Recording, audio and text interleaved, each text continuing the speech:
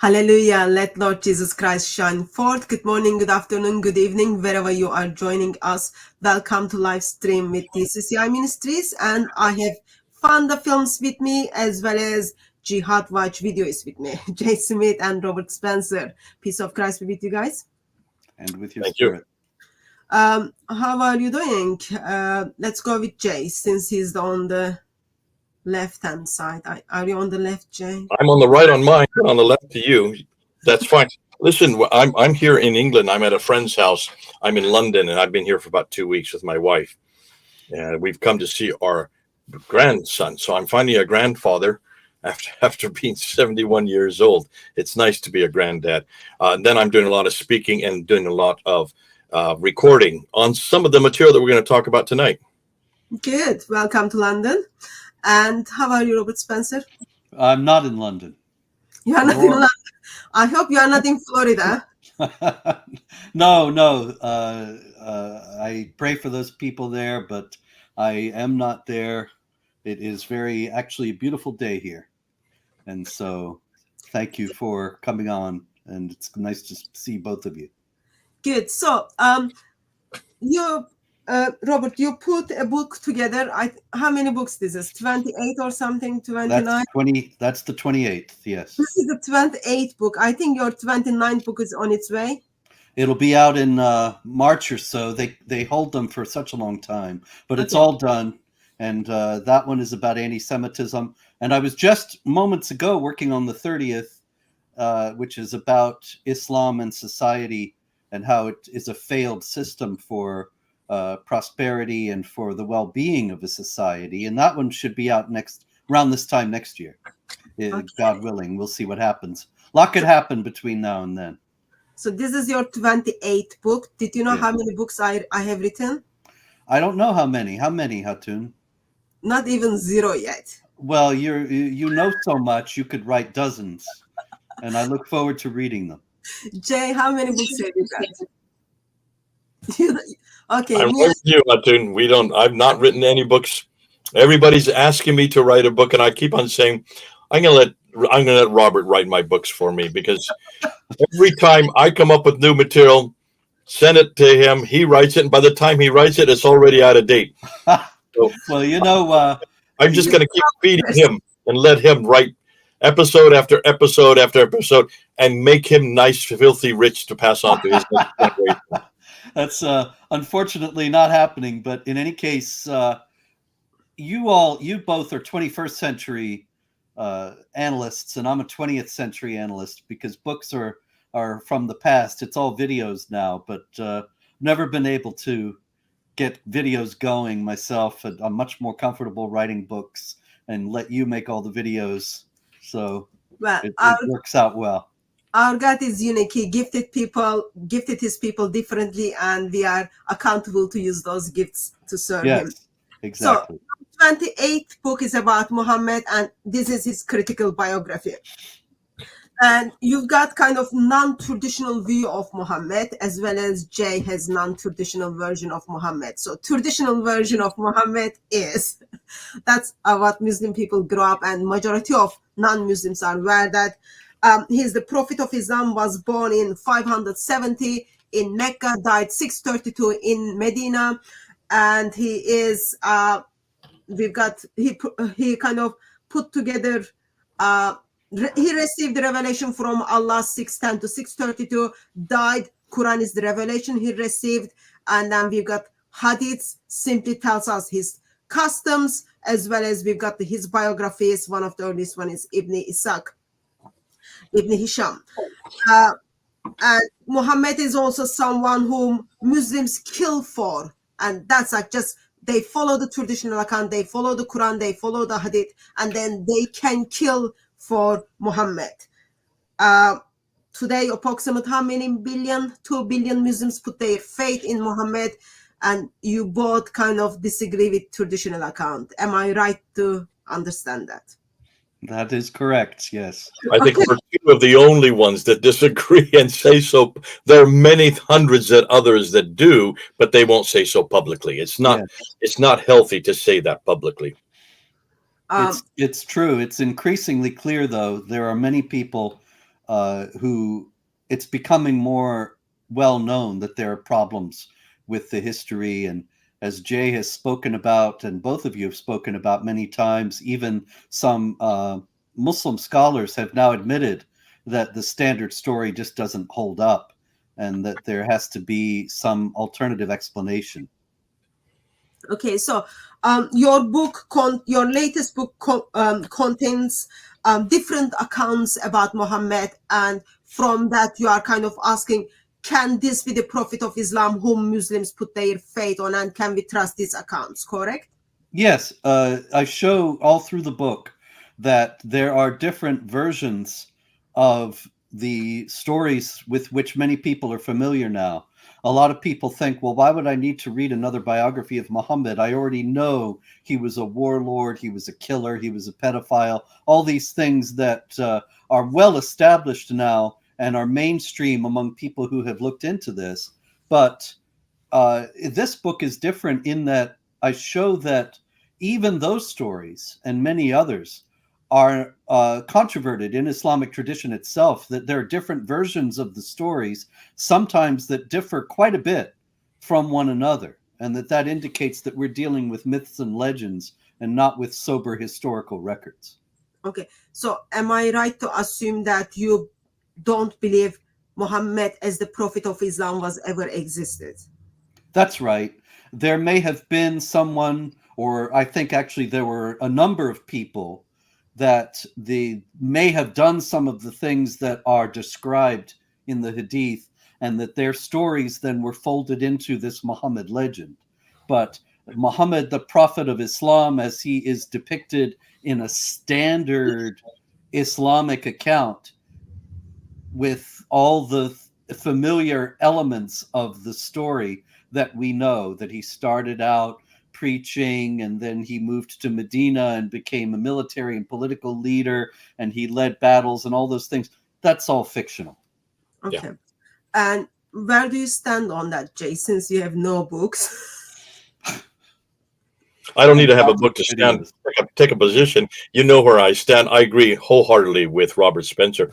And I think the reason why, I remembered debating this way back in 1995 with Dr. Jamal Badawi. I made that question in the last century. And I remember at that debate in Cambridge University, I came out with 10 different challenges, all whom I got from Dr. Patricia Corona, who was she was at Cambridge University at that time, having had written already Hagerism and the Meccan trade and the rise of Islam. So already has been putting forth that there are some real problems with the biography of Muhammad. There are some real problems with the whole origins of Islam. And I went to her office the week before, and for 3 hours, I just put together 10 different challenges, major challenges. And Dr. Jamal Badawi, after hearing this for the first time, the leading scholar at that time on the Quran in the English-speaking language, his only response was, well, this is an argument from silence, and the absence of evidence does not prove the evidence of absence, which is true. I mean, in 1995, that's all he could say. And I couldn't say anymore either, but that was 1995. We're now in 2024. We no longer are arguing from silence. And we're not arguing without evidence. We have all the evidence. And why this book is so important is that Robert Spencer is now tabulating and taking what other people have found and putting it into a book form so we can read it with sourcing all the material there. No longer is there an absence of evidence. There's all kinds of evidence. And that's why the entire debate now has changed 180 degrees since 1995. Okay. So, in that case, I'll ask a couple of very basic questions. So I know, Jay, we did live stream regarding the reliability of the Islamic sources, Islamic traditions, and then you brought up references after references, how those sources were pretty much late. And we don't have the originals, it's all made up. Yeah, I don't know, Robert. Are you familiar? Are you aware of all the extant manuscripts, the dates for all the extant manuscripts of the Sirah and the Hadith and the Tafsir and the Tahriq and the Sahaba and the Tabi'un? Oh, of course, they're all in the book. And Hatun and I actually also did a video on this recently, because we were answering the same video that you both answered, that the Islamic apologist Farid produced, claiming that he actually was working from an earlier video of yours, Jay, where you were noting how late all the sources were, and he was purporting to point out that there were earlier sources that you were not acknowledging. And you went through, and Hatun and I also went through his video, and I showed that all the sources he adduced are actually just as late or later than the ones that you were referring to, or else they were not what he was representing them to be. Yeah. And this is not being honest. This is why it's fascinating. Muslims do not want to put dates to anything. It's when you put dates that it shuts down every one of these arguments. You've got to introduce the dates. You can put name after name. I remember Farid was just pulling these one book after another off the shelves, pulling these different books, and said, what about this one? What about this one? What about this one? And it was fascinating that he had no dates for any of them. In fact, he didn't even know what he was talking about. And they walked themselves into a trap by doing that. Exactly. So, God, you have the date. Oh, sorry. I was just going to say he was referring to writers from the 7th century, from the 8th century rather, and saying that they were early, when actually we only have the manuscripts of that were written by their followers much later, in the time of the people that you were referring to, Bukhari and all the rest of the people who put together the canonical hadith. So he had no case whatsoever. And this is true all the way through of the people who try to work with the Islamic sources, that they, as you say, they have to not name any dates and just give the accounts of Muhammad as if they're contemporary and or within the lifetime of Muhammad's followers. Otherwise, if people realize they're 200 years later, then they know it's very clear they don't have any reliability. And we're not saying 200 years. We're talking about all the way up to 600 years, in some cases 800 years later. Yeah. This is why we've got to get this out there. We've got to get people to look at the real dates, put them on timelines, and just shut down this debate. Because if this Muhammad is that important, if he is the greatest of all prophets, the seal of all prophets, and if he is actually lived in history, as Hatun just got done saying, born in 570, start receiving revelations in 610, and then dying in 632, why is there no reference about that story? No reference about the story. In fact, the first manuscript we don't get is not till 1063. That's the 11th century. Yep. 11th century, folks. So you can see this is not just 200 years after. This is 400 years too late. And that's only 5% of the Sirah that we have today. Yes. So, I've got this in the book, actually. I've got to say that people think of Ibn Hisham as collecting a great deal of Ibn Ishaq's work, and Ibn Hisham is the early part of the 9th century. But as Jay knows, this is in the book because I was in consultation with him when I wrote it, that these manuscripts actually date from the 15th century or later, and so they could have been undergone they could have undergone a huge amount of revision from the time of Ibn Hisham to the time of the manuscripts that were actually used by first Wüstenfeld, the German scholar in the 19th century, and then Alfred Guillaume, who of course famously translated what he referred to as the Sirat Rasulullah of Ibn Ishaq into English in the 20th century. These things are hundreds of years removed from when they were supposed to have been written. Now, just put that on this. Take that and apply that to Jesus Christ, who we look as the man who is our model, who is our paradigm. If we were dependent on manuscript evidence for Jesus Christ, like Muslims are dependent for Muhammad, just the date. I mean, 1063 is the first one that comes up. And the other ones that are in the British Library, that's 1278. The one that's in the Bodleian Library, that is 1234. The one that's in the Chester Beatty Library, that's 1331. The one that's in Paris, the Bibliothèque Nationale Library, that's 1420. And the one you're referring to, that's there in the School of Oriental and African Studies Library, that's 1598. That means you put all those six together. That's what Wostenfeld finally did in 1860, in the 19th century. If we were dependent on that for Jesus Christ, we would have nothing appear. There would be no Matthew, Mark, Luke, and John until the 4th century, and that we would have to start putting manuscripts together that continue all the way up into the 8th century. That's long after Islam was already in play, before we could even put together the life of Jesus Christ. Can you imagine? How would we defend Jesus? And yet Muslims have not been told this. Muslims are not even aware of just how hopeless the story of their prophet is. It's a massive difference, and it's illustrative, because I'll tell you something. The first thing I get when I wrote Did Muhammad Exist, and now with this book, when I'm doing interviews with a radio station or something, they always say, it's the first question all the time, can't you say the same thing about Jesus? And I tell them, look, you've got in the first century, you've got the apostolic fathers quoting the Gospels and thus indicating that they existed. You've got manuscripts of the New Testament from the first century. There are Muslims, of course, who try to represent certain manuscripts as being Quran manuscripts from the 7th century, but it's not even clear, actually, when you start looking at the whole history, that those are Quran at all. Yeah, they could be the source material that became the Quran. That's exactly it. I mean, and that's why it's so good that you're writing this book, and it's so good that we need to get back to Hutton. We can sit there, you and I, Robert, and just continue this for a whole hour. Let's give back and give Hutton her say. Sorry, apologies. No, that's fine. I just wanted to ask a question. Yes.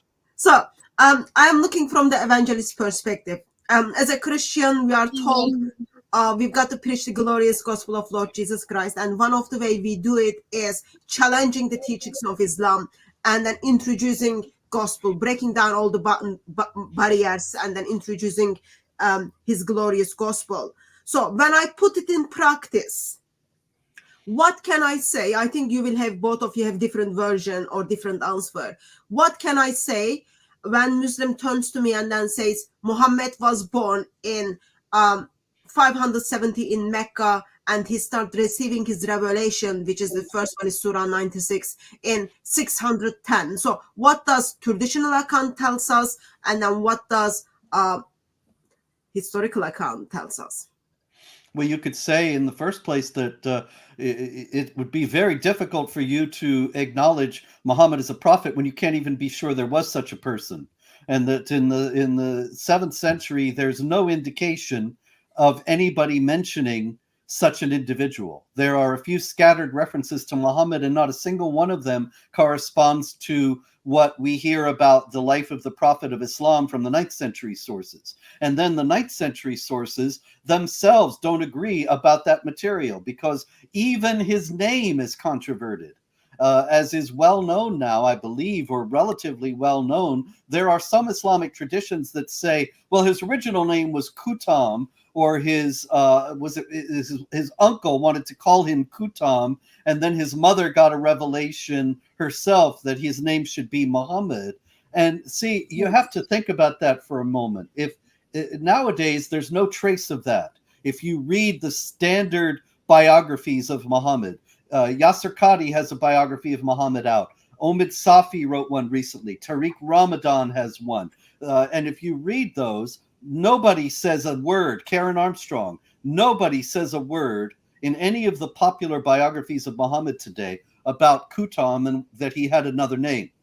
And if you think about that, it's very strange, because you have to ask yourself, if there was if there was a person who was born, who was named Muhammad, who grew up to be the prophet of Islam, why would anybody, Muslims will dismiss this if you challenge them about it and say, oh, well, that's just a weak hadith or a false story. But why would anybody invent it? What's the point? The only thing that makes sense of it, the only way that you can understand why there would be any story anywhere saying Muhammad had a different name, is if there were stories about a Kutam that are now part of the story of Muhammad. And so people were asking, well, why is it that we're hearing that this was Muhammad when earlier we heard that this was Kutam who did this, whatever it was? And Okay. so the story is made up that you have two different you have two different names for the same person. The only explanation, I submit this to anybody, Fareed, if you're out there, Muhammad Hijab, any of you, answer this. How could you possibly explain that he had this other name first and then he became Muhammad, and nobody mentions this nowadays at all in any way? How can you possibly explain it other than by saying that there were traditions of this other person that were folded into his own legend? Okay. So you are looking at the Islamic tradition and you are coming across with two different names, and then one name kind of get lost and then it's all identified as Muhammad. But there is Yeah. nothing wrong that Allah or early Muslims become shamed of Muhammad's previous name and then they start using name of Muhammad forever. Well, Sometimes, maybe they are, because they Sometimes- never use it now. but what is your view on location of his birth? So do we have anything in Islamic tradition kind of contradicts, or Islamic tradition agrees that Muhammad was born in a place called Mecca? Yeah, generally agrees that he was born in Mecca, except Mecca didn't exist Okay. in the 7th century. And so, we have, for example, the records of tradesmen, and Patricia Krona did the research on this, groundbreaking research several decades ago, that the tradesmen would keep the traveling salesmen, as we would call them today, they would travel between Europe and India on the Spice Road, and they would keep records of where they sold their goods, as any salesman would, because you want to go back to the same place and sell more. And they never went to Mecca. It was not the busy trade city that it's represented as being in the sources. And if you look at the map of Arabia, it's in the southwest. You have to cross trackless desert waste to get there. So why would anybody do that when you could just make a straight shot out from Constantinople to Damascus and then further east? Why would you dip down into the burning sands of Arabia to get to this place? And nobody ever mentions going there until much later. Okay, Listen, so real quick, let's take that one step further. What does Patricia Crone do next? She then says, well, maybe we've just lost those documents. Maybe there was a problem with them. So let's see if we can find references to the other incidental places that are in the same area. So she went to look for Sana, and she went to look for Taif and Yathrib and Tabuk and Khaybar and Petra. These are also very insignificant in the same area, and she found reference after reference for every one of these. Why is it that these places like Taif, that has nothing more than a little hamlet, a place like Yathrib that only had 200 people, these are oases on the Western Plateau. How can she could find references to all of those, yet not one reference in any of any, unless she didn't just go to one group of references. She went to the Himyarites in the south. She went to the Nubians across the Red Sea. She went to the Nabateans in the north. She went to the Assyrians, the Romans. She went to the Persians. She went to every civilization that surrounded Mecca and asked this question: can you give me one reference?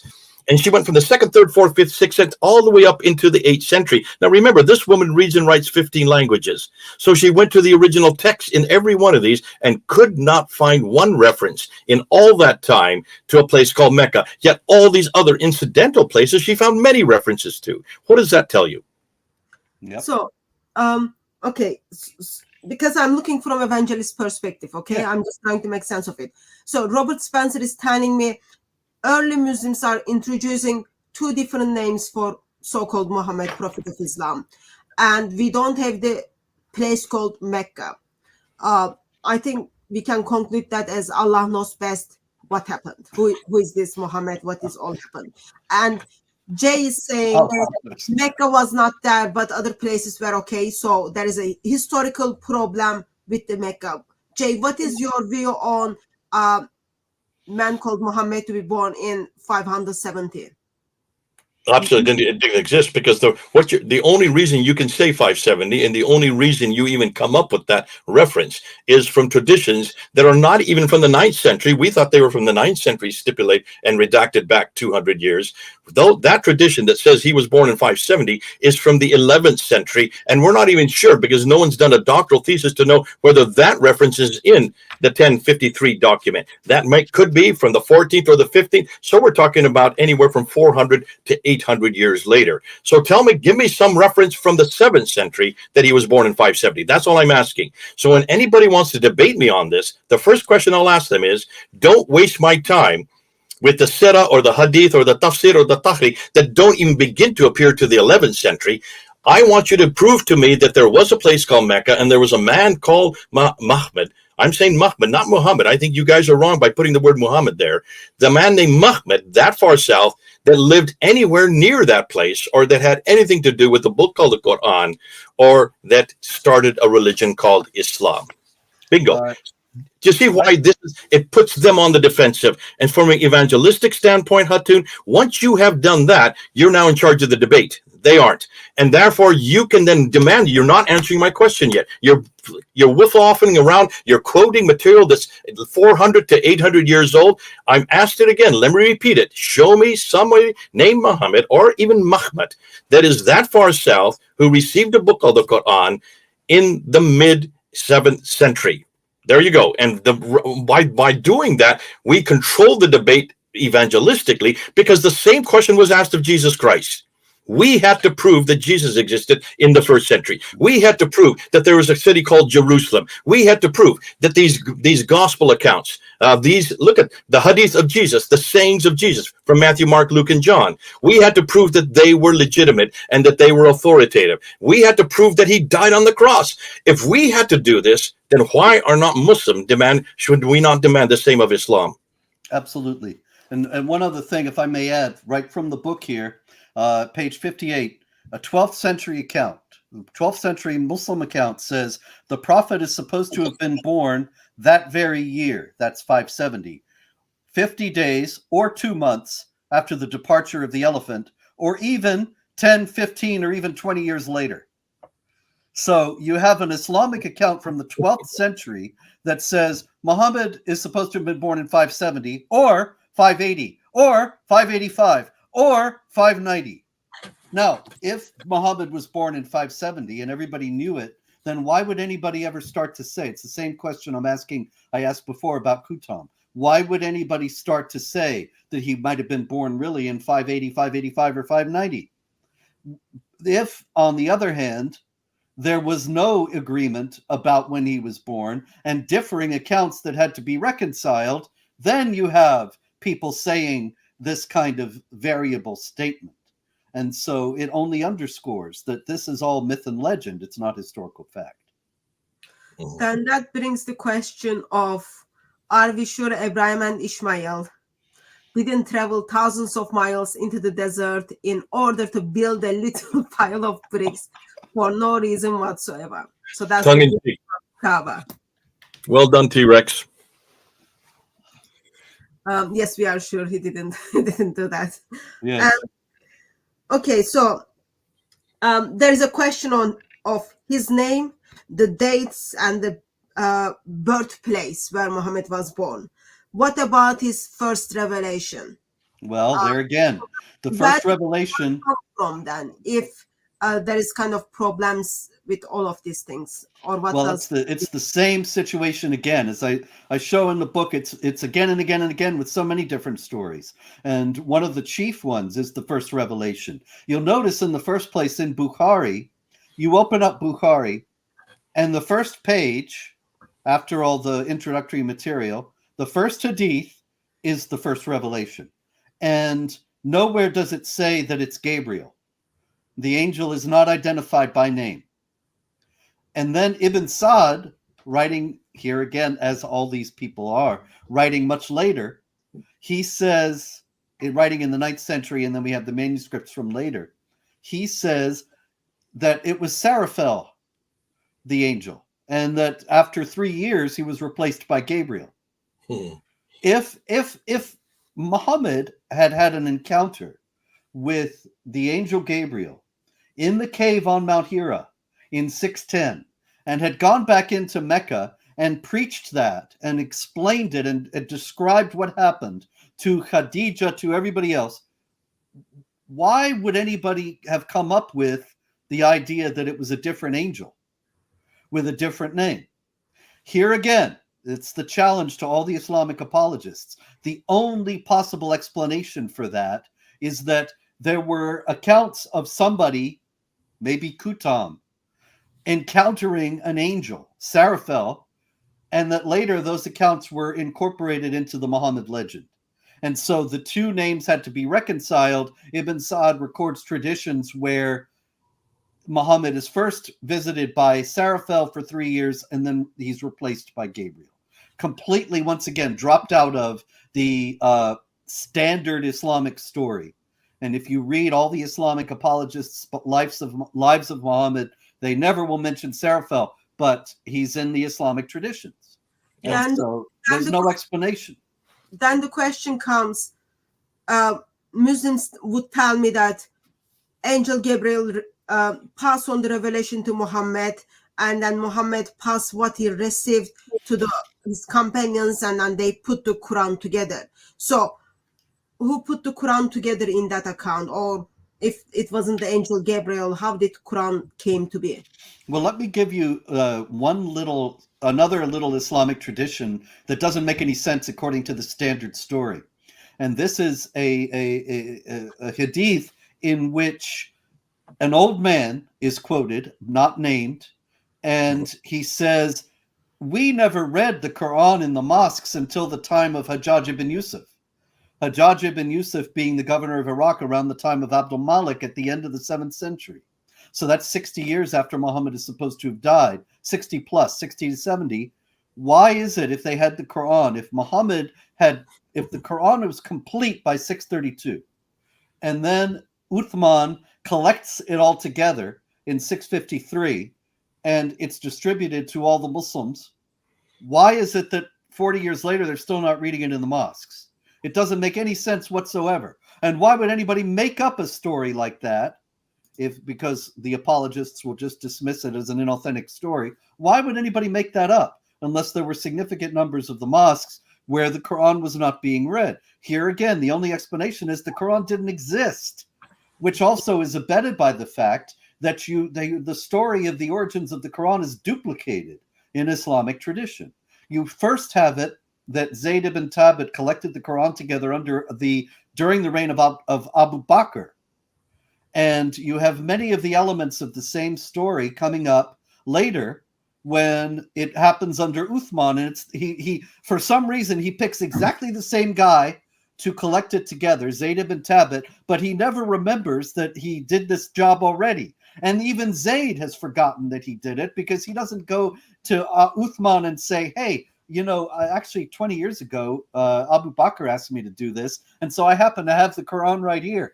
He starts the work again and does it again. And clearly this is just the same story that is retold in equally valid according to the way that Islamic scholars judge the value of hadith. They have the same story duplicated because it was just a story that was circulating to explain the origins of the Quran and attributed to two different people at two different times. And I've got lots of, that's all in the book. I've got lots of other stories like that where you have practically the same thing happening twice. Like there's a story about Muhammad, it's a funny thing. I recently encountered the Islamic scholar Eric Ormsby writing about how the hadith depict Muhammad as so charming because there are stories where he laughs so heartily that you can see his back teeth. And so we're supposed to think, wasn't Muhammad a great guy? Or isn't it wonderful how he's depicted? When actually those stories are chilling because Muhammad only laughs to display his back teeth when his crack archer, Sa'd ibn Abi Waqqas, kills a Quraysh warrior with an arrow that he shoots. But this is supposed to have happened during the Battle of Uhud, and then it happens during the Battle of the Trench. And in both cases, there's a Quraysh warrior who is taunting the Muslims, and Sa'd ibn Abi Waqqas happens to be standing right next to Muhammad, and he shoots the guy after he's taunting him, so that the guy gets his comeuppance right there, and Muhammad laughs. So it's not charming, it's evil, but also it's the same story duplicated twice. Did it happen at Uhud or at the trench? And you have them both in the hadiths. All this is evidence that we're not dealing with historical accounts here. We're dealing with fictional stories that, like folk songs nowadays, you have somebody sings a folk song and somebody else, he doesn't quite remember the words, and so he changes them a little bit when he sings it, and you end up with two versions of the same song. It's like that. You get all these different versions of the material because it's all just myths and legends. Okay. Jay, where do you stand then? So Robert is talking about how first revelation is very kind of contradictory versions of it, and even when you go to the 9th century, still there are lots of contradiction of customs of Muhammad. If there is even question of very basics of Quran came to Muhammad through angel Gabriel, then who put Quran together? Where did it come from? Okay, now we're talking about the Quran. Now you're changing the story here. The Quran, I think we need to separate from the traditions of Muhammad. I think we need to keep them separate because we are talking about two different genres. If you're talking about the Quran, then you need to look at the manuscript evidence we have for them, and the manuscript evidence is as bad, if not worse, than what we're talking about for the traditions.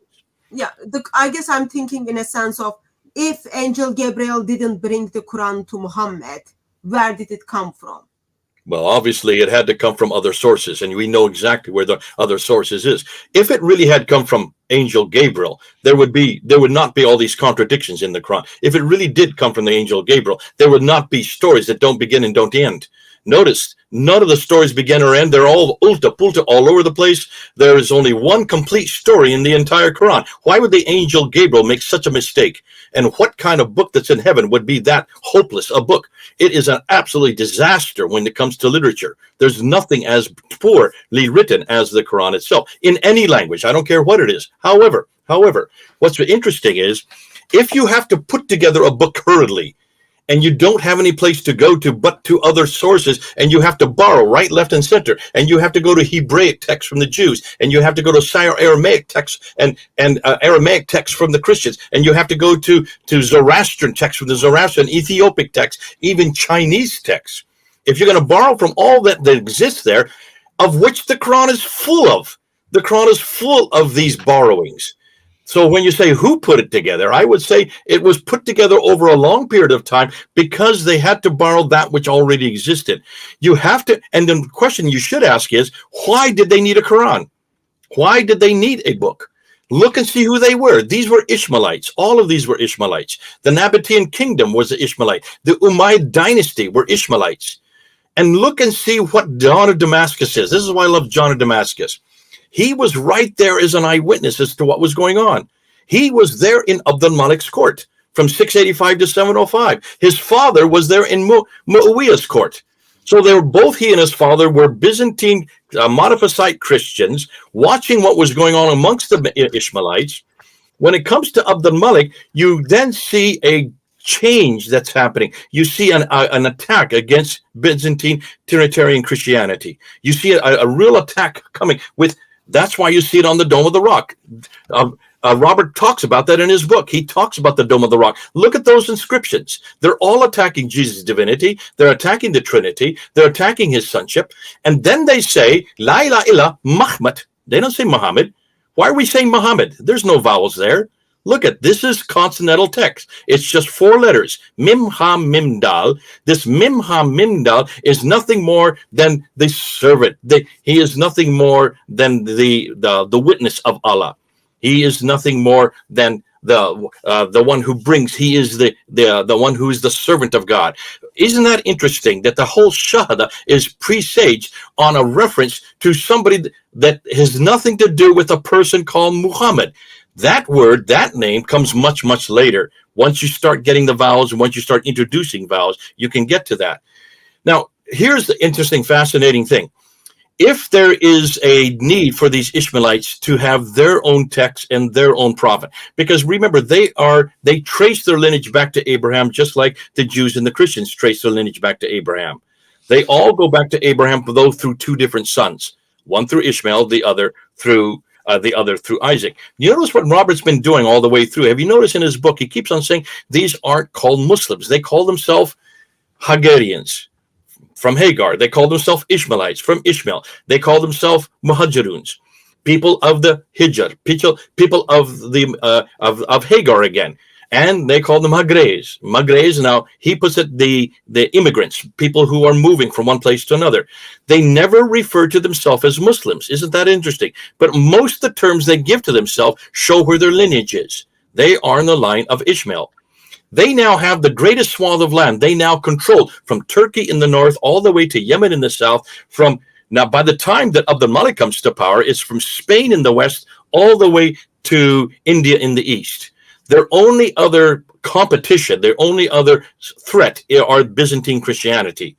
The Byzantine Christians are not only their threat politically, they're also their threat theologically, because they go through Isaac back to Abraham, whereas the Ishmaelites go through Ishmael back to Abraham. Now, here, the Christians and Jews, who are their cousins, they have a prophetic line and they have a scripture. The Ishmaelites don't have a prophetic line and they don't have a scripture, but they have all the land in the world. And guess what they have? In that land, they've got the holy place. They've got Jerusalem. Now do you understand why Abd al-Malik had to build the Dome of the Rock? And look where he built it. He built it where the Mahmud was to return. You know who the Mahmud is? Take a look. Now, Robert refers to him. The Mahmud, look at Ambrose. In the 4th century, Ambrose, the father, says clearly that the Mahmud is the anointed one, the praised one, the Messiah. From that time on, you have church father after church father referring to the Mahmud. Origen refers to him. St. Gregory of Elvira in 392 refers to him, the late 4th century. St. John of Cassian refers to the Mahmud, the Messiah, the person of Jesus who is to come again a second time. St. Augustine in 430, in the 5th century, refers to the Mahmud. Apollonius in the 7th century refers to Mahmud. They're all referring to this Mahmud, who is the Messiah, who the Christians and Jews know is going to come back, return a second time. While that's happening, you have the Jews who also are referring to Mahmud, and they're referring to him as the Messiah who is yet to come. They're waiting for him to come the first time. We're waiting for him to come the second time. Where is the Mahmud? Where is the Messiah going to return? He's going to return to the Temple Mount. There in Jerusalem, Mount Moriah. That's why Abd al-Malik built that building there. And that's why when you look at the inner ambulatories, the only original part of the building that still exists today, when you look at the inscriptions, as Robert says in his book, they're all attacking Jesus and his divinity and the Trinity and his sonship, and then introduces that there is only one God but God, and the praised one or the anointed one is nothing more than the messenger of God. Now, isn't that interesting when you look? No, remember what Robert also said in his book? He talks about the 4 references to Mahmud. I'm going to keep saying Mahmud, not Muhammad. Robert, I hope you need to change that in your next printing. Take Muhammad out of there and put Mahmud where it belongs, because there was no vowels that early when that was written. Are you following me? Look at the earliest. Absolutely. Look at the earliest manuscripts of the Quran. There is nothing called Muhammad in those four texts. Those are all Mim Ha Mim Dal, and we've got to keep it to that, because we're imposing our view, the name Muhammad, onto those texts. Well, there goes look at it. Even my computer likes that. It's this all fireworks behind me. Can you see why we need to go back to the 7th century and the 8th century, and we need to read the words as they are? Once you see the word that it's just these 4 letters, then you can say, of course, everybody's waiting for the Mahmud. The Jews to come the first time, the Christians to come a second time. The Ishmaelites don't have a Mahmud, so therefore they have to create a Mahmud. Okay. They have to create what everybody's waiting for. No wonder Abd al-Malik puts it there on the Dome of the Rock, but he's still not he's nothing more than an anti-Trinitarian Christian. This is really an internecine battle going on between the Trinitarians and the anti-Trinitarians. Why are we surprised? This happened in the 4th century. Arianists, had was well, we call it Arianism after him. He was an anti-Trinitarian. Athanasius was commissioned to confront anti-Trinitarianism and at the Council of Nicaea. So this has been going on since the 4th, 5th, 6th. Why are we surprised it's not raising its head in the 7th century? Someone a little earlier in one of your comments, Hatun, said, is this not a heresy, or is this a sect of Christianity? That's exactly what this is. This is a heresy of Christianity. And that's why John of Damascus is so important, because he was right there watching this happen. He was there. He was a witness, a testimony to this going on right there in the courts of Abd al-Malik there in Damascus. But he doesn't say anything. He dare not say anything because he's a Trinitarian. That's why when he goes and he finally leaves his job and he goes to the monastery, he then writes his greatest masterpiece. Look at the title of the masterpiece. It's right there. It's so clear. The Heresy of the Ishmaelites. That's exactly what he's saying. He's been trying to say that. He's trying to tell us this is a heresy. In order to have a heresy, you have to have a heresy of something. Obviously, it's a heresy of Christianity. It's an anti-Trinitarian heresy. And then he names 4 books. Isn't it interesting? There's not one Quran. And this is written in 730. This is well into the 8th century. So here you have John of Damascus referring to the book called the cow. That's now become chapter 2 of the Quran. The book of the women, that's now become chapter 4 in the Quran. The book of the table, that's become chapter 5 in the Quran. And the book of the camel, which there is no chapter. Obviously, these are 4 other books that will then morph into the Quran at a much later date, which fits the manuscript evidence of the Quran itself, Khatun. That's exactly what we're finding in the manuscript evidence. So we should not be surprised that none of the earliest Qurans in the 8th and going into the 9th century are complete, nor has anybody looked to see which of these 2, 4, 5, and of course the one that doesn't exist, when were they introduced into the Quran, and when was the auxiliary material introduced at that period? I mean, here's a doctorate to be done right here. This is why we need to bring the Quranic material along with the material on Mecca, and of course this material on Muhammad all together in one feed, because what you're finding is that they all fit to the same place. They're all saying the same story. Okay, so we've got. Oh, sorry. Go ahead, Robert. Well, I just wanted to add a couple things because that's very important points Jay's made, and just to emphasize a couple of things in them. As far as John of Damascus goes, he's quoted in Muhammad, the Critical Biography. I wanted to point out that he says that Muhammad composed many frivolous tales, to each of which he assigned a name. And that's when he mentions, as Jay said, the text of the woman, the cow, the table, and the camel of Allah. Now, the woman, the cow, and the table, as Jay mentioned, are the parts of the Quran, chapters of the Quran now, and the camel is not. Mm-hmm. But John gives no indication that they're all one book. He's writing about them as if they are 4 different books. And 3 of them are in the Quran now, and 1 of them isn't. So look at the date, 730. We're talking a good 100 years after Muhammad, if he even lived, died. And so it seems as if it's reasonable to surmise that at 100 years after Muhammad is supposed to have died, John of Damascus does not have the Quran as we know it today, and that it did not exist as we know it today. Otherwise, you don't take the chapters of a book and act as if they're separate books. Nobody would do that now. Yeah. And the only explanation for his talking about this, just as the only explanation for Kutam and Seraphel and all the rest of it, is that these were not one book at the time that John's writing. Some of them made it into the Quran and some of them didn't. Or maybe the camel material made it into the Quran under another name or distributed in various places, because there are stories, very strange elliptical stories that never make any sense about a camel of Allah several times in the Quran, but it's not a particular chapter of its own. Now, just one thing, and then I'll be quiet. The Dome of the Rock also very important, and as Jay noted, it's a Christian place, and it seems to have been an anti-Trinitarian Christian church to begin with, and the inscriptions bear this out, because this is the first time that we get the statement, Muhammad is the servant of Allah and his messenger, and Muhammad is the messenger of Allah. But that's all it says about Muhammad. You would think that when you have a statement written on the wall of this holy place that it says Muhammad is the messenger of Allah, that if you read on, it's going to be about Muhammad or Allah. It's not. The rest of it is about Jesus. Every bit of it going on and on and on after it says Muhammad is the messenger of Allah is about Jesus. Robert, can I just ask one question? Where does it say Muhammad on the Dome of the Rock? It's in the inscriptions where it says it's MHMD. Yes. There you go. It's not Muhammad. You're playing the same game, and I'm going to hang you on this. Would you stop calling it Muhammad?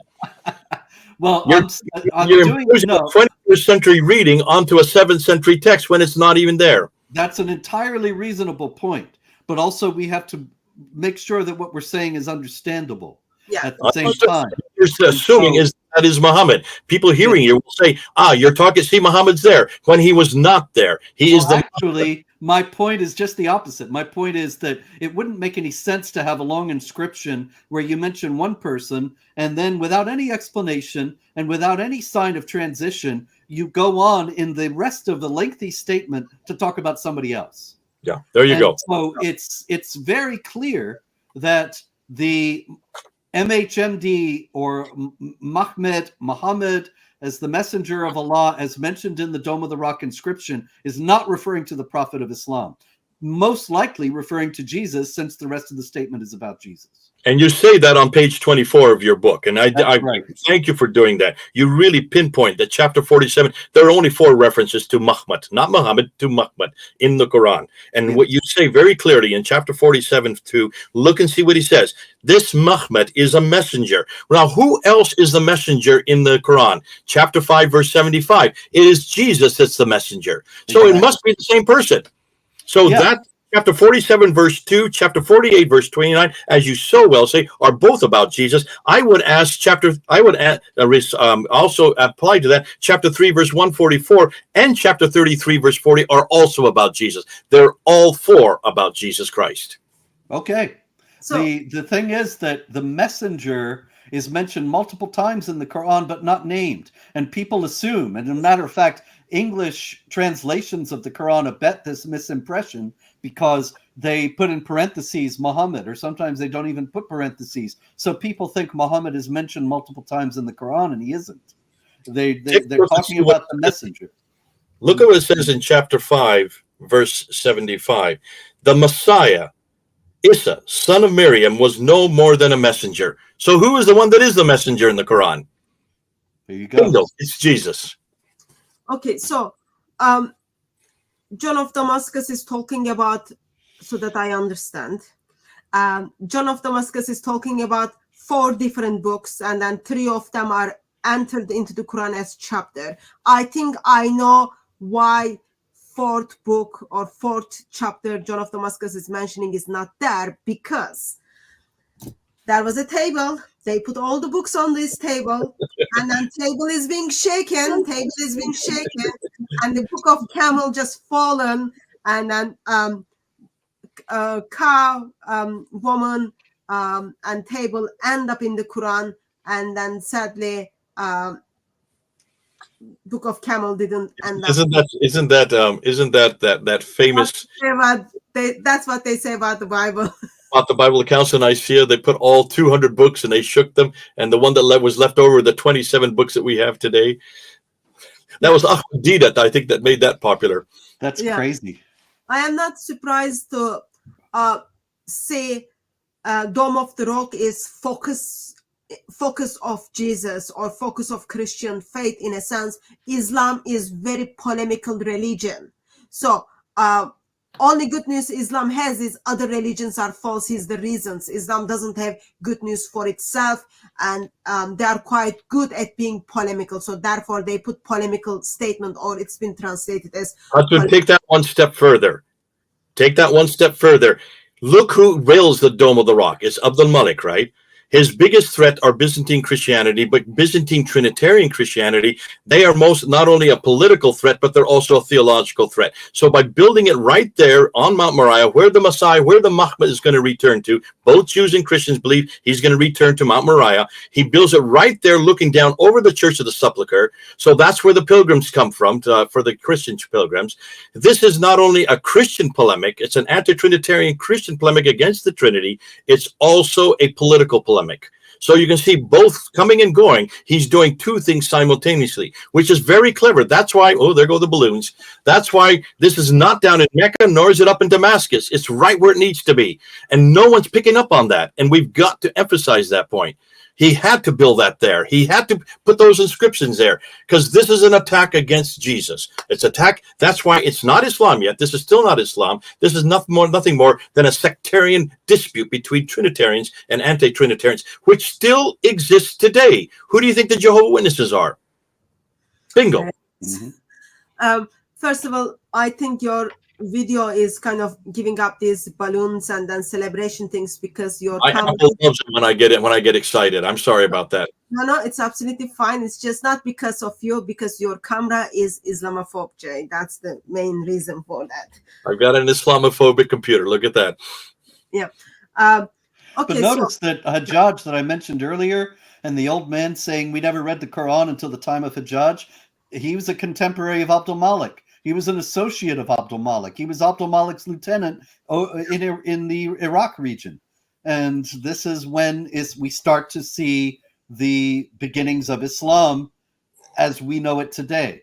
But as Jay said, it wasn't even close to being Islam yet. But this is when we start to get a differentiated religious tradition and the appropriation of this early material to create the Quran and all the stories about Muhammad. Okay, now, Robert, take that one step further. If you start with a book and you now have the man, you now are appointing this as the Mahmad. This is the Mahmad that everybody's waiting for. You now have the Mahmad, right? What do you need next? You need to put him in a place. Not only that, then you need to give him a backstory. Now can you see why it takes 70 to 100 years to get that backstory correct? But there have been revisions after revisions after revisions. And remember, we're told this. We're told that al-Bukhari was given 600,000 of these akhbars, and he threw out 98% of them, only retained 2%, only 7,367. Even Muslims tell us that this was going on. That was the Abbasids destroying all the Umayyad documentation. That continues right up into the Ottoman period, because almost all of these extant documents that we're looking at now are from the Ottoman period. So it takes them another 400 to 500 to 600 years to finally get the story right. That you finally got the biography right by the 16th century, not written up until the 19th century by a German. Why did it take a German to write that up? Why didn't the Muslims write that up long before that? Because there was no agreement on which document they're going to use. There were so many competing stories. That's why the good old Wostenfeld put it together and gave them and did the job for them. But that to me shows all the more reason why when Muslims today say they know who Muhammad is, they know what his story is, they know what he said, they have no idea just how late that story was put together or how late what he said was put together. And they are not aware of just how weak their argument is. Well, that's why they need to read the book, because it's all in here, including the lateness of the material, but also the variations on so much of it. Like, people take for granted that Muhammad was 23 years, 13 in Mecca, and then 10 in Medina. Even that is controverted in the traditions. And there's no agreement. There's general agreement that it was 10 years in both. But there's all kinds of variation as to what he was doing the other 3 years.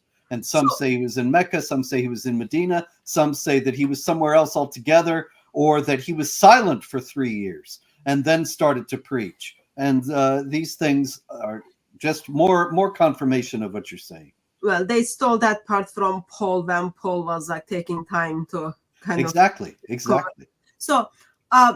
Before we get off this, can I just make one more point on what Robert's saying? And, many people say that, they always claim that everything that we're dependent on is for much, much, much later redacted back. That's the claim that's always made about the person of Jesus Christ. What we're finding here is just the opposite. You notice we also have in Christianity, we have the Gospel of Thomas, the Gospel of Judas. We have the Gospel of Barnabas. You have all these supposed Gospels written by people that either were disciples of Jesus or were friends, like Barnabas, friends of Paul, that the early church threw out. And the reason they threw them out was because not only the material that was in them completely confronted and contradicted what was in the gospel account, but the primary reason is that they were all written so late. Therefore, since they were written so late, they were written by people who put the name of Thomas or Judas or Barnabas so that they would give authority to them, and hopefully people will believe that these were actually from those individuals. The church threw them out, and we don't use them anymore, and we have never used them. Look what we're noticing here. The earliest material on Muhammad just does not exist. But what is the material that they're retaining? What is the material that the Muslims are dependent on? The Sirah, the Hadith, the Tafsir, the Taqi, the Sahaba, and the Tabi'un. All of that is 11th, 12th, 13th. The oldest material that existed is what they're considering to be the best material, which is just the opposite of what we do in Christianity. And whenever you ask the historical question, whenever one person does something in a history at a certain time, at a certain place, what's the first thing you demand of that? You want eyewitness account. Am I correct? It's just like what police need. Whenever there's an accident, they put a sign up there and they say, this accident happened at this date, at this time. If you were here, if you saw it with your own eyes, please call this number. They do that today. That's called forensic testing. And we demand that. We demanded that of Jesus Christ. It was demanded of us that we find eyewitness accounts of what Jesus did, who he was, what he said. And we do. We have eyewitness accounts, John and Matthew. We also have Tabi'un account, which is the second generation. That would be Luke and Mark. But we also, because of the fact that we made sure that those people who wrote about Jesus, what he said and did, were from that time period, not hundreds of years later, and from the same area, not thousands of miles further north. All of that was demanded of us, and we were able then to find that, to be able to show that Jesus is historical. What he said and what he did, we can trust. Muslims have the same demand that we must put on them. They are to do the same thing that we've had to do with Jesus Christ. They must now find references to this man named Muhammad in the 7th century, doing what he did, saying what he said in the place that it happened. That, I don't know how they're going to do that. Thank God we don't have to defend Muhammad. I'm so glad that that's not something that I have to prove. But isn't it great that we can do that with Jesus Christ? Yeah, and it's really astonishing, because when you look at the historical record, we not only have the New Testament, but as I mentioned before, we have the Apostolic Fathers, the Ignatius of Antioch, the disciple of St. John, the Clement of Rome, who was a disciple of Peter, and they quote the Gospels. This is in the early 2nd century or the late 1st century. So take that out to the 7th century and try to find, say, a follower of Umar or Uthman or any one of the companions, and you don't find anybody talking this way. Or if you do find it produced, then when you look, you say, oh, actually, this is a 9th century record. You know, like the famous story of Sophronius, the Patriarch of Jerusalem, taking the Caliph Umar around the city after the conquest of Jerusalem. And then you read the actual writings of Sophronius, and there's no mention of Umar or Muslims or Islam. It's just that the Saracens came out of the desert and laid waste. And so it's all just, there's no analogy whatsoever to the origins of Christianity, where the attestation of the life of Jesus and the ministry of Jesus and the whole New Testament is so much stronger than that of the Quran. There you go. And Islam. So, just quick addition. So Luke and Mark will be still the first generation for the gospel accounts. So I remember, Jay, I don't know if you remember, you've got actually better memory than me.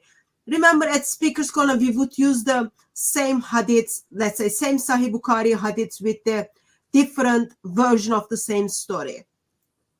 And even today, when you kind of talk to the Muslims, they reject one of the story, and then they say, oh no, you've got what about this Sahih Bukhari? It's similar story, but like the details which you are focusing is little bit different. So there is a contradiction within Sahih Bukhari tradition or within Islamic tradition. And then we've got this amazing contradiction between Sunni and Shia accounts. Even Sunnis and Shiites do not agree regarding what Muhammad said, what Muhammad did. And now Robert Spencer is bringing other Islamic sources. All of them are disagreeing with very basics. Then I guess the question would be, what would be the motivation or the reason for someone even to decide in 8th century, 9th century to put together biography for Muhammad, or decided to write down the customs of Muhammad? Why there is a need, or what is the motivation for that? I think Robert's really good at this, but let me go ahead and before and try to say what I'll say, and then I'll give it over to Robert because he has some amazing. I mean, I've actually worked with this on Robert, and he has some great comeback on this. If you are creating a religion or a faith, a sect that is in contradistinction to the heresy that you're trying to confront, as you're doing that, many times you're going to have disputes that happen within the group itself, and those disputes are going to create different sects within sects. It happens even today, and this happens within Christianity. It happens within Hinduism. It happens within every religion. There are sects that branch off, and as they confront each other, they then have to try to find a authority for their belief or their practice. The best way to find authority for your belief or practice is to hang it on the originator of your faith. That's why with the Gospel of Thomas, the Gospel of Judas, the Gospel of Barnabas, they hung it on the names of people that were from that period, from that place, to give authority to it. Although they, like the Gospel of Barnabas, is written in 1643, the 17th century. By redacting it back to the originator, that gives you authority for what you're trying to say or a practice you're trying to impose. As these happen, of course, other groups come on even later that don't like what's gone before, and so they eradicate that and put their own traditions, and then they claim that these are the ones that belong to Muhammad. As long as you put Muhammad's there and give him as the arbiter for this practice or that belief or that doctrine, then of course you get the authority for that. That now makes sense why so much of this is so late, why all of these are late, and all that has been destroyed are documents that predated that. What you can't destroy, however, are the coins and the rock inscriptions and, of course, the buildings. Those are the things that help us to know really what did happen in the 7th century. So why did they put these together? Why did they create the Hadith? Why did they create the Sirah? I would suggest to create a authority for the needs that they had at that time. Now you can understand why they're not even 9th and 10th century. These are 11th, 12th, 13th, up until the 15th century. So I would suggest much of this that we're finding out about what Muhammad said and did is not Umayyad. It's probably not even Abbasid. It looks like much of it is Ottoman. Well, you know what's remarkable about that? You know, the wild thing about the Umayyads and the Abbasids is that the Abbasids are famous for criticizing the Umayyads for irreligion.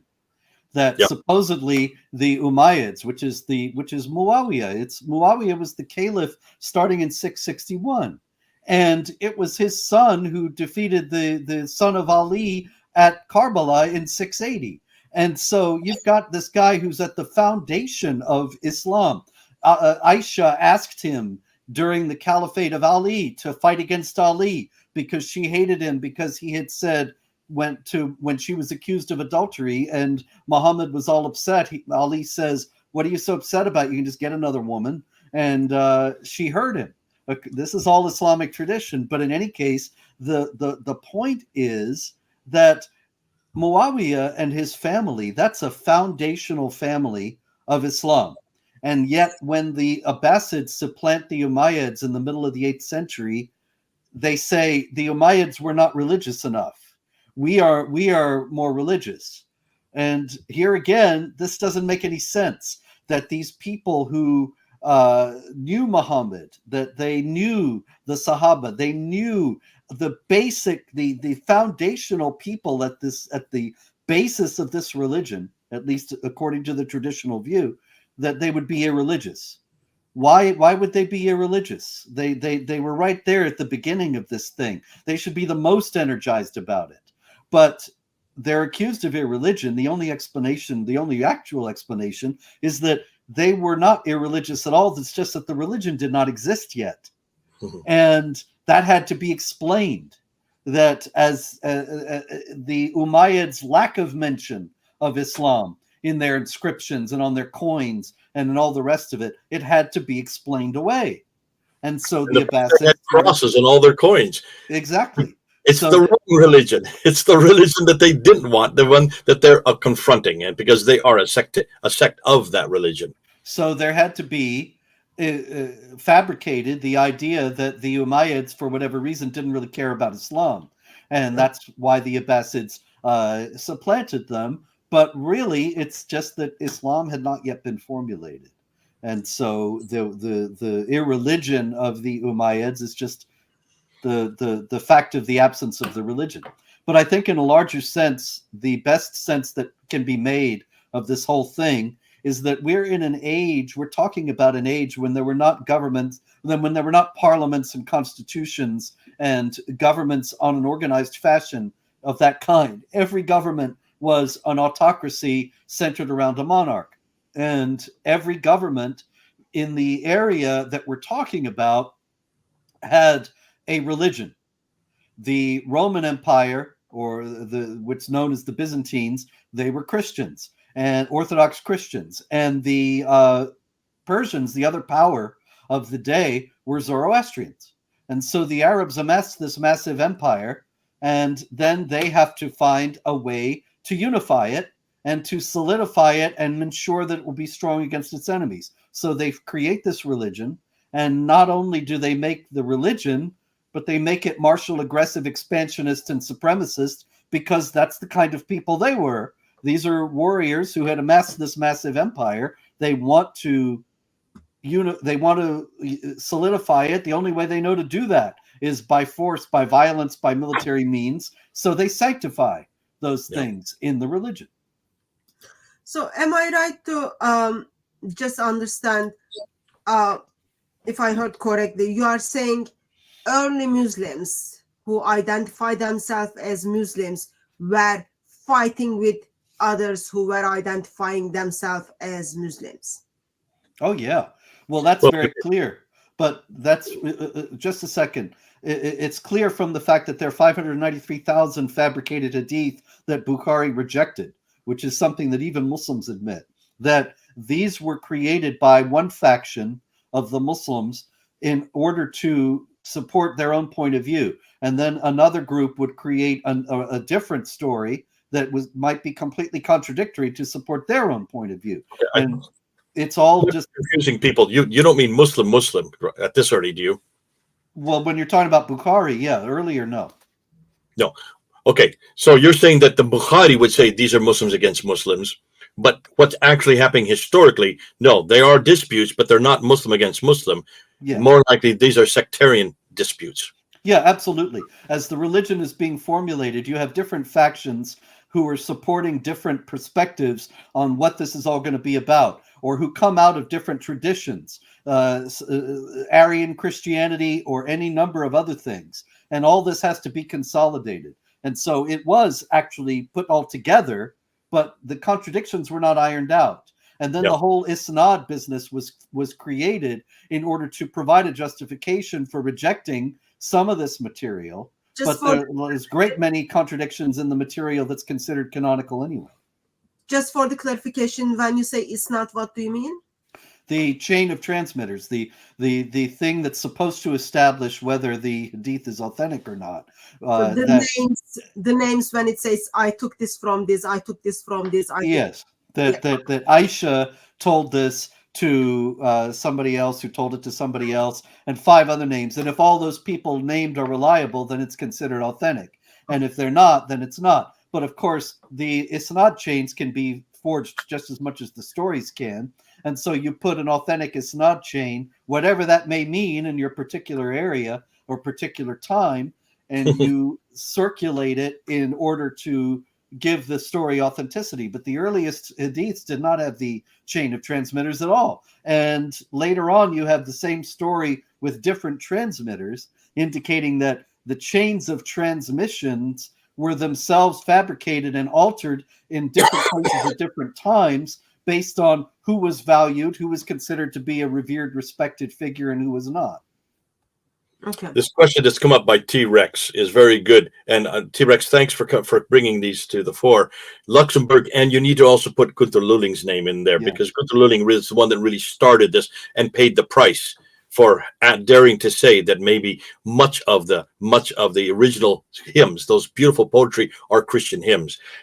He was thrown into obscurity because of that. Luxembourg wisely didn't use his name. That's not his real name. That's his pseudonym.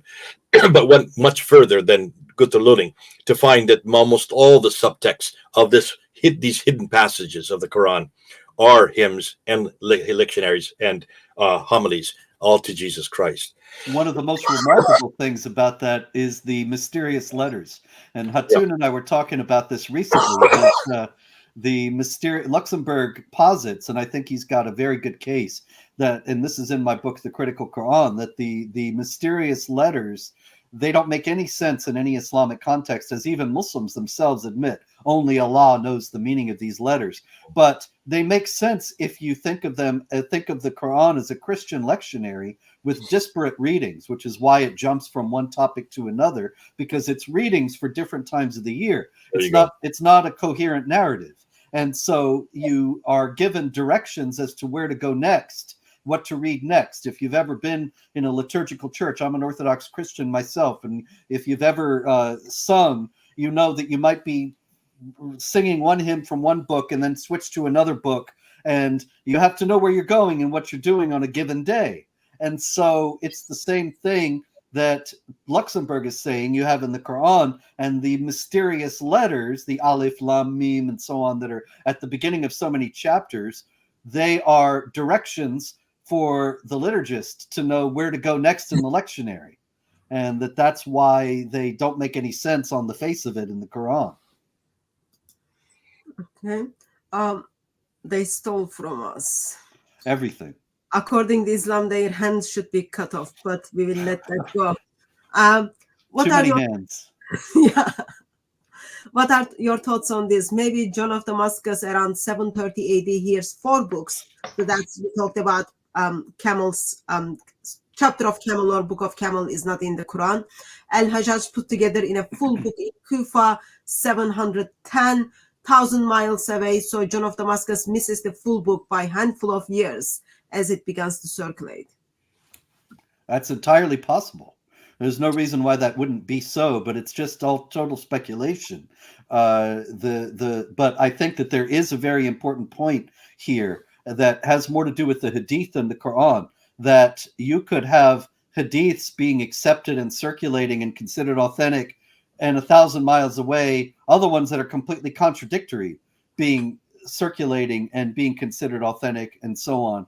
And then once, as time goes by, and as Jay has noted, we're talking about getting into the Ottoman period, and even later, these things have to be standardized, and you have these collections, and this is why there's so much contradiction within the canonical collections.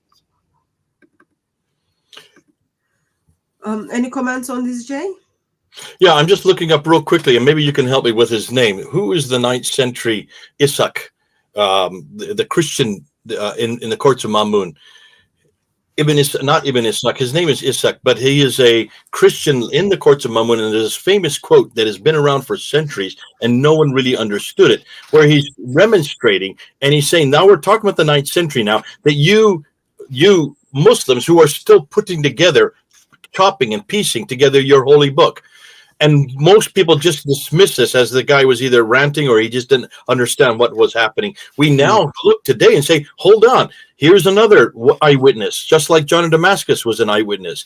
John of Damascus was watching this happen in the courts of Abd al-Malik in the late 7th century. Here you have Ishaq, who's there as a Christian, watching the exact same thing happen, even as late as 820. We're talking about the 9th century, and he's seen that this book is still being put together. Yep. The problem we're going to have is we don't know how we still haven't been able, or no one really wants to take a position on dating the manuscripts that do exist. The 6 major manuscripts that we talked about since 2014, those are still been redated and redated and redated. If you look at this new book that's just come out by my good friend, I have it here somewhere, on the Topkapi manuscript.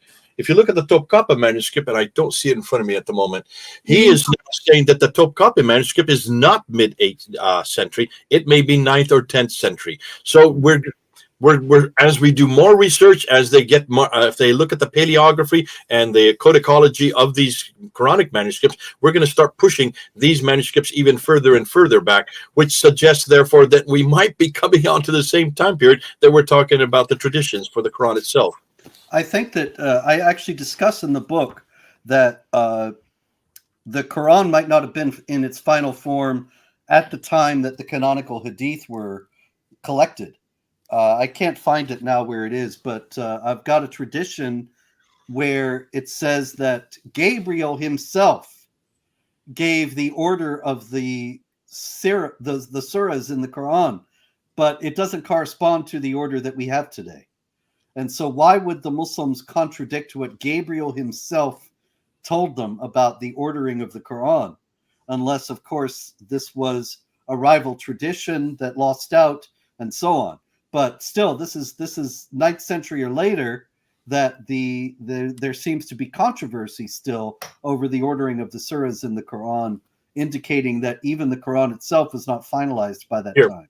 Here, I found the quote now. It's Al-Kindi. It's not Ishaq. Ishaq Al-Kindi, the Christian polemicist in 830, said, "The result of all this process by which the Quran came into being is patent to you who have read the scriptures and see how in your book," he's talking to Muslims here, "histories are all jumbled together and intermingled, an evidence that many different hands have been at work therein and caused discrepancies, adding, cutting out whatever they like or dislike, are such now the conditions of a revelation sent down from heaven." So this was written in 830, well into the 9th century. Always has been scholars have always questioned what's going on here. Well, now as we realize, most of the earliest manuscripts are not even from the 8th, they may be 9th century. It looks like this was happening while Al-Kindi was right there as a eyewitness to it. There you go. They just dated Topkapi Medina for 8th century, almost complete. Just two pages were teared down and then they edited it out. But that's the latest one on Topkapi as well. Do you think that Surah 61 verse 6 is called Jesus coming back, MHMD, becoming HMD, the praised one, as returning the most praised? Well, it's referring to Ahmed as being the one who's coming back. So I'm not sure I understand the question. Maybe are you suggesting that it originally referred to Jesus coming back? It's entirely possible, but I don't know of any manuscript that says such a thing. Jay might. If you keep this as Mahbad, then this would fit right in with what the Christians believe. And if this is borrowed and put into the Quran, then why are we surprised? Of course, he's the one coming back. The Mahbad is returning. That's what Ambrose said. That's what Origen said. That's what Gregory said. That's what John Cassian said. That St. Augustine, they all said this. Why are we surprised? If you're going to borrow and put it in the Quran, for heaven's sakes, get the right name and make sure that you give credit to who was the one that wrote it. So this would make sense. The praised one, the anointed one, is coming back again. His name is Jesus. Okay, so we are almost an hour and which now means we're going to have to redo chapter 61:6 all over again in our argumentation and say actually the Quran is actually correct. But isn't it interesting how we're finding out the Quran is correct on so many of these points? Like on chapter 6, verse 164, and also chapter 3, verse 38 on atonement. Actually, the Quran gets it right. Someone who is a bearer of sins cannot bear the sins of another. The only one who doesn't bear sins can bear the sins of another. Well, isn't that what we've been saying? And where do you think if it's in the Quran, where do you think it came from? It came right out of the Bible, for heaven's sakes. We're just exposing and showing that so much as this has been borrowed, but the Muslims perverted it along the way with their dots and vowels. Yep. Need to bring it home. Okay, so sad news is there are lots of other things I want to ask and I want to go through. Book is only 340 pages. Sorry, I didn't mean like only as a negative. Like the book is 340 pages, and there are lots of other things I wanted to go. But that's a great way to say it. It's only, I wish it was 1,000 pages is what you really wanted to say. There's such good material in this book. Yeah. Therefore, people, buy this book. It is loaded with material, and there's going to be huge discussions, I think, from here on out. Thank you so much. Robert, for what you have done. You've been a blessing to us. You've been a blessing to the church. You're actually a blessing to Muslims because you're actually doing what Muslims should have done. They should have done this. Why haven't they done what you have done? Why haven't they done this historical critique? Why aren't they looking at their traditions with their prophet and asking the question you have asked? Since that should be done by every religion, we had to do that with Jesus. We're going to demand that the Hindus do that with the Upanishads and the Vedas, and we're going to ask the Sikhs to do that with the Granth Sahib. We've asked we've already demanded the Mormons do that with the Book of Mormon. For heaven's sakes, should be the first thing that Muslims should have been doing. Since Christians did the work when they were asked to do so, we're now going to ask Muslims to do it. And if we're not going to do it, we're going to send Robert Morey on there on them, sick Robert Morey on them, so he'll do the work for them. Robert Morey, I think he passed away. Robert Spencer. Why do I call Morey? He's dead. Yes. Alive.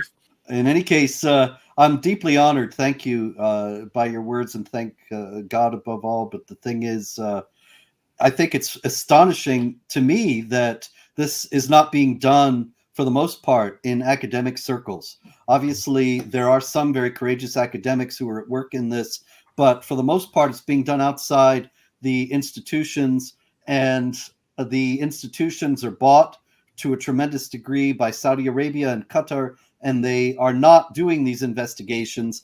I saw recently an astonishing thing. I'm still surprised about it, where there was a lecture about the validity of the manuscripts of the Bible and the validity of the manuscripts of the Quran.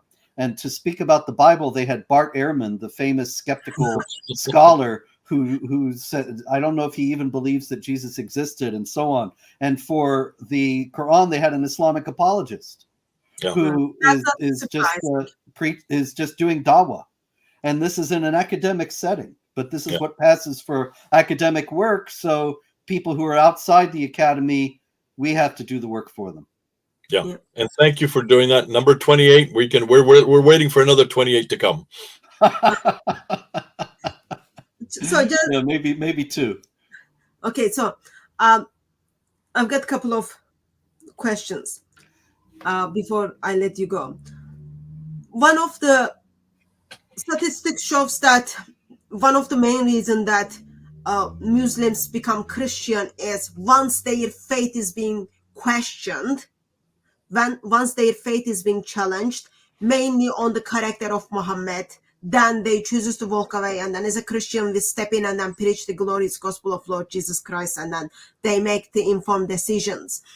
So on the character of Muhammad, Robert, age of Aisha is very kind of sensitive to Muslims.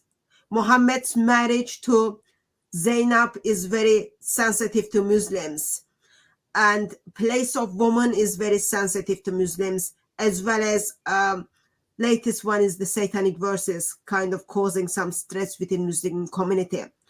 In the biography of Muhammad, any sources you put together does affect my evangelism? No, there's nothing in the Islamic traditions. Although Western Islamic apologists will tell you there are Islamic traditions that say that Aisha is older. Actually, there is remarkable unanimity in the Islamic traditions about how young Aisha was, and it seems to have been Sunni Shia polemic.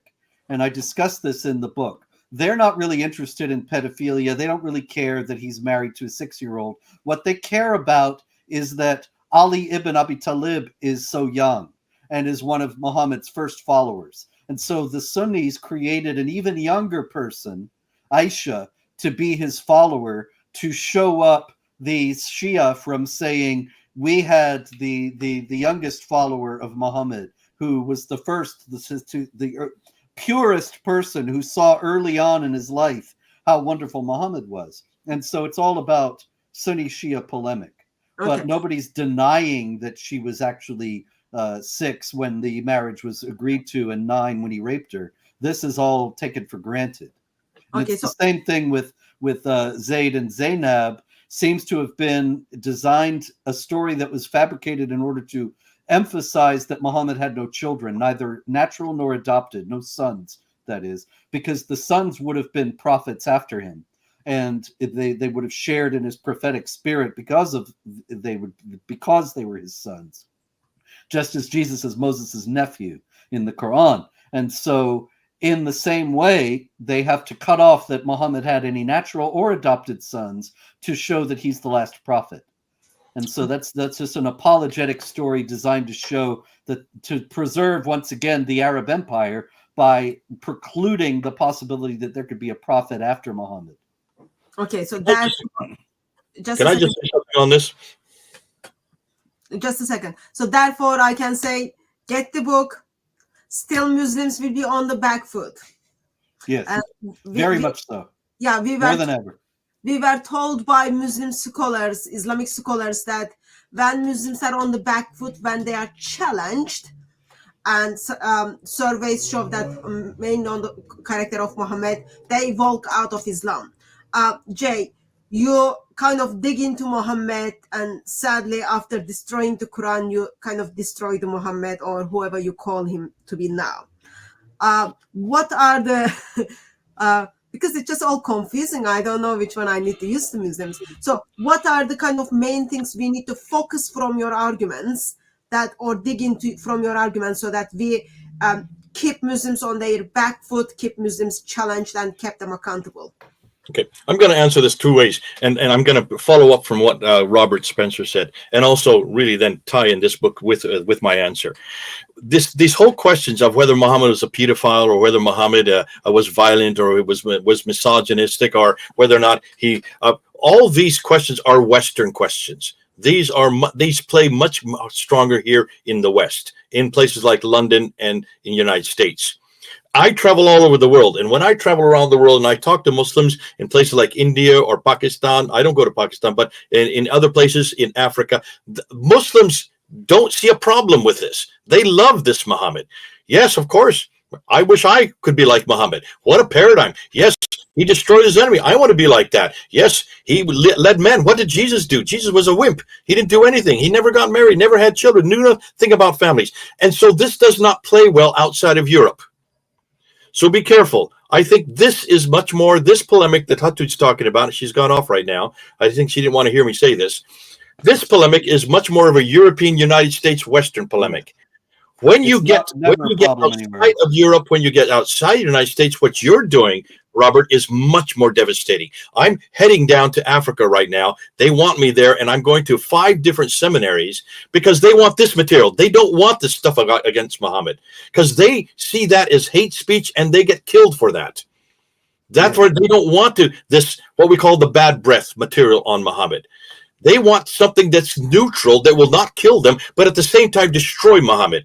What you've done in this book, Robert, is some of the most devastating material that you can use. That's why this book is much better for the rest of the world. It's also good for Europe and the United States, because this book does not get you death threats. This material that you're coming up with, I don't get any strikes on my YouTube channels anymore. I'm not getting death threats. In fact, I'm having Muslims come up to, I just had somebody here in Tesco who recognized my voice, came up to me, wanted to shake my hand. He was a Muslim. And he says, I hate what you're saying, but I have so much respect for what you're doing. And what he loved about it is I'm not sitting there mocking Muhammad. I'm just saying he didn't exist. Mm-hmm. And he says, that's much more devastating. I don't know how to answer that. But let me shake your hand and get my picture with you because my son would love to know that I met you. So these kind of things, I think it is, and Hatun, continue doing that. Don't stop confronting Muhammad. We do need people to talk about his misogyny. We do need people to talk about his violence, especially here in the West. Because in the West, most people look at a model for mankind like Jesus Christ. They don't like to say that, but every time they have a problem with Muhammad, it's because they're comparing Jesus with him. And when you compare Jesus with Muhammad, Jesus wins every time. And whether we like it or not, we don't like misogyny here in the West because Jesus didn't like it. Whether we like it or not, we don't like violence because Jesus didn't like violence. The very thing we hate Muhammad for is because of the fact that Jesus stands in such opposition to him as far as his moral character and as far as his relevancy today.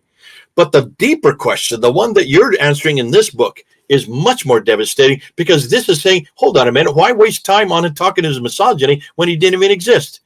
Why waste time talking about whether the Quran says this or that, or even understanding whether the contradictions, when it never was there? It never was there. It was there later, but not earlier. And that's why, in some ways, I really appreciate what you've done here. You've done us a great favor. You put it in a readable form. You've put it in a sense of characterization that we can use, and you've given us so many great arguments. Now you're going to have to write a second and third edition, because there's new arguments that now that even add to what you're doing, but they don't take away from what you're doing. They're going to add, like you did with your Did Muhammad Exist in 2012? You had to rewrite it in 2021. God bless you. I'm so glad that you're young and you don't have gray hair like me. You're going to be around for another 40 years. Well, I do have to. I don't know about 40 years. It'd be 102. But in any case, the death threats. I have been getting so many death threats for this book. It's astonishing. Quite many more than I usually get. And, for this book? Yeah, this book. But I don't think I would venture to say that the people who are issuing the threats have not read it. I think that's they probably don't like the idea of it. Once you read the book, there is no hate speech whatsoever. This is so un-Islamophobic, and it's exactly what needs to be asked of Muhammad. It has to be asked of every historical character, because every religion does have someone who is a person who lived in history, did certain things at a certain time, at a certain place. That's what we need to ask, and that's exactly what you're asking. That's it. Well, thank you very much. Well, I am very much grateful that our God is very kind and very generous. He gives people differently and unique, and we faithfully serve him the gifts he's given to us and the resources he given to us. He give us someone like Jay. He's got amazing brain digging into the historical reliability of Muhammad and the Quran. And then we've got Robert Spencer, amazing brain digging into everything. And we end up being in a place, lots of resources in our hands. Depend which Muslim you speak, where is their background, what is their background, where they come from, how much they know about Islam. Prayerfully consider however Lord leads you. Make sure you challenge the teachings of Islam and preach the glorious gospel of Lord Jesus Christ. With history, with the holes in the Islamic history as well as holes in the Islamic tradition, Muslims are going to end up in hell unless they put their faith in Lord Jesus Christ. That's the kind of bottom line. No one can change that. So that's how it is at this stage. So we step in and I use the resources and the informations we learned, and then see where Lord takes that. Okay, any last words? Robert Spencer, any last words before I think I kind of did my best to keep eye on the chat and then try to bring the questions for you to respond as well. Have you got any last words before we I much appreciate it, and it's very nice to talk to both of you. I suppose the thing I would say in closing is just that Jay said the book is not offensive, not Islamophobic. I want to make sure people understand this doesn't mean it's Islamic apologetics or that it's soft. It's just that it's not, the reputation that I have as being a purveyor of hate speech is entirely fictional and manufactured in order to silence the truths that I tell. And so it's the same thing with this book. I just set out the facts, and then you can evaluate them as you may do. But the facts are the facts, nevertheless. It's simply Islamic sources. So you are just bringing up what Muslims said about Muhammad, and if that's kind of hate speech, we can't kind of go back and then murder Muhammad for doing all those kind of things. Jay, that would be like murdering Mickey Mouse. There's nobody there. Yeah. Now, let me just say in closing, what I think is so important, and thank you so much, Hatun. You've done such an amazing job on your channel here. You brought some of the best speakers in your channel for many years now. We love what you did at Speaker's Corner. We've just loved what you have done for the Lord Jesus Christ. And as we talk about Muhammad, which we have been tonight, that's been the theme. we pretty well know that there was no Muhammad. I think that's been a conclusion. At least Robert and I are convinced that there is no Muhammad. If there's no Muhammad, there's no Quran, not from him, and there's no Mecca. If that is the case, then for all these beautiful Muslims who have been putting their faith in this man as their paradigm, what I want to say to you is, don't give up.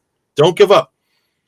If there is no Muhammad, why don't you come back to someone who is historical? Why don't you come back to someone who is peaceful? Why don't you come back to someone who died for you and rose again? Why don't you come on home? Come on home to Jesus Christ. He has passed this historical test. The redacted criticism, form criticism, source, all these criticisms that have been applied to Jesus Christ in the last 200 years have been answered by him. And yet he continues to keep putting his hands out and saying, come on home. He wants you to come home. You don't have to put your faith in a man who never existed. Why don't you put in a faith in a man who did exist and who died for you? He loved you so much that he died for you and rose again so you could be with him for eternity. I mean, that's what I would say. Just don't give up on looking for the real paradigm, the real model. And the only one that I can give you is Jesus Christ. But what a man. What a man for today, for you, for us, for any day. Come on home to him. Thank you very much, Jay. So thank you very much, everyone who joined us in the stream. Thanks, everyone who interacted with one another and then brought up some questions, as well as thank you, Robert Spencer, for 28th book. Not sure if I should be saying thank you for that, because it's just like lots of reading and memorization. But thank you, thank you. And thank you very much, Jay, for coming in. And kind of we live the live stream as well. Allah knows best if Muhammad was exist, but tradition tells us there are lots of confusing stories, and history tells us there was no Muhammad. So by God's grace, we will see you on another live stream. Thank you very much, everyone. Bye-bye.